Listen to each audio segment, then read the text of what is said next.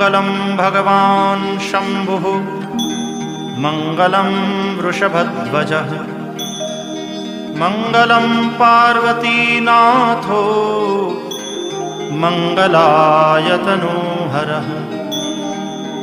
सर्वमङ्गलमाङ्गल्ये शिवे सर्वार्थसाधिके शरण्ये त्र्यम्बके गौरी नारायणि नमोऽस्तुते। अथ मन्त्रपुष्पाञ्जलिः। ॐ जग्नेन जग्नमयजन्त देवास्तानि धर्माणि प्रथमान्यासन्